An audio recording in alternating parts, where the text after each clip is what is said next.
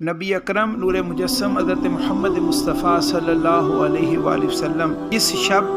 دنیا میں تشریف لائے وہ شب میلاد کہلاتی ہے،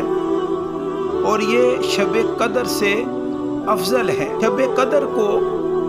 یہ فضیلت اس لیے ملی کہ اللہ رب العزت نے اس رات کو قرآن مجید کا نزول فرمایا، اِنَّا أَنزَلْنَاهُ فِي لَيْلَةِ الْقَدْرِ،